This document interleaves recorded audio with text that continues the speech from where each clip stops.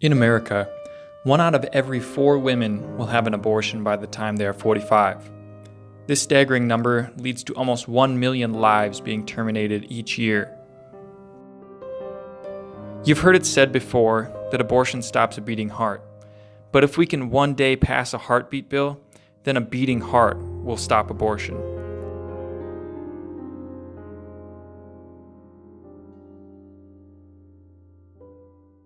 Another day and another struggle for the rights of unborn children. In the most recent attempt to protect life, State Representative Tim Miller has introduced a bill that would prohibit abortion after a fetal heartbeat has been detected. Miller, a strong pro-lifer, has been working on this bill for 2 years, but received recent motivation due to a similar bill being passed in Iowa. Now the bill has been shut down, but Miller looks to reintroduce the bill later.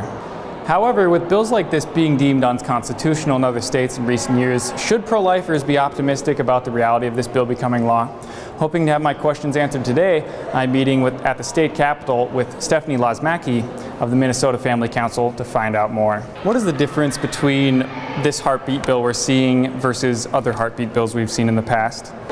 Bills are typically tailored to the state in which they're introduced in. So Representative Tim Miller's bill would essentially prohibit an abortion once a fetal heartbeat is detected. Except in cases of a medical emergency, this would require a physician to perform an abdominal ultrasound prior to performing an abortion.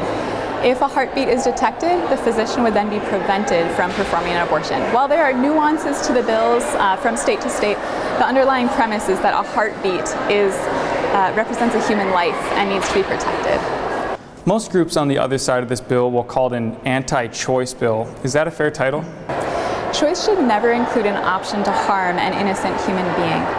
Minnesotans always have a choice to affirm the dignity, life, and value of another human being. This is a premise, ideal, a principle that should unite all Minnesotans regardless of religion, background, political affiliation. And we hope Minnesotans will head to the polling places this November in an effort to put in place legislators like Representative Tim Miller and a governor who is pro-life, who will affirm the dignity, value, and integrity of every human being.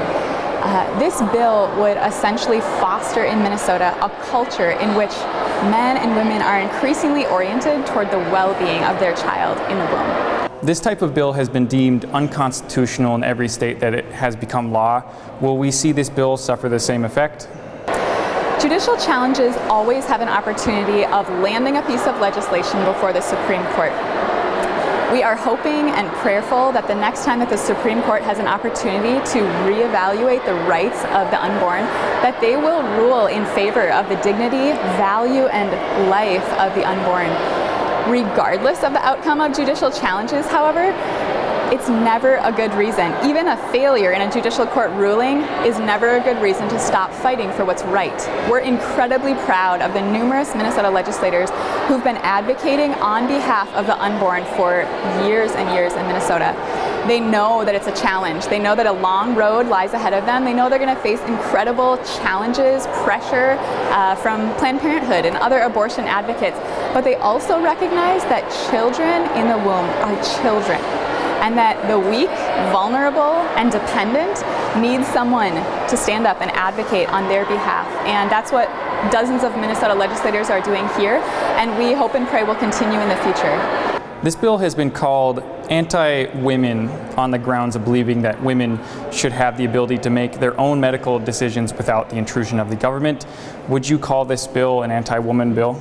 Lie to say that abortion is pro-woman, and it harmfully veils the reality that women experience harmful psychological, emotional, and physical trauma during and after abortions. There's always an alternative to abortion that's pro-women, pro-baby, pro-family, and those options include receiving comprehensive care at health clinics where abortion is not pressured, but women are given options, family members are given support, and excellent care is offered all the way through pregnancy and post-birth. There's also adoption options and support through pro-life clinics where they assist women during pregnancy and families afterward.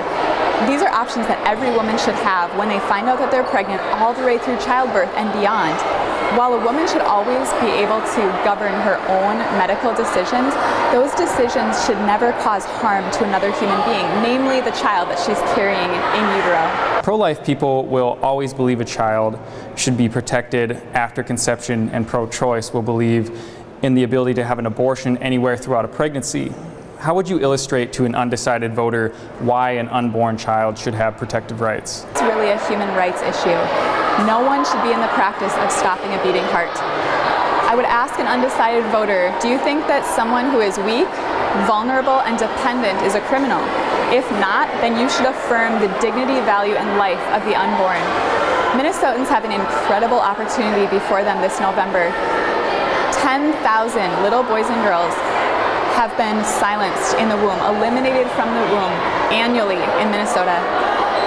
Minnesota voters should go to the polling places recognizing that their vote is on behalf of 10,000 silenced votes. This is a human rights issue that Minnesotans should take very seriously, not only to elect pro-life legislators who can pass pro-life legislation, but a pro-life governor. Pro-life legislation itself is not good enough. We need a governor who will sign this legislation into law. It's crucial, if for no other reason, that Minnesotans turn out this election season to vote for the 10,000 boys and girls every year who have their voices silenced in the womb. The country wants to label these pro-lifers as anti-women, anti-choice, and bigots. But as we look at the faces of those gathered to defend the rights of unborn children, what we actually see are heroes. They understand that their choice is bigger than themselves, that their choice stands up for those who have no vote, voice, or say. And if they won't stand up for the children, then who will?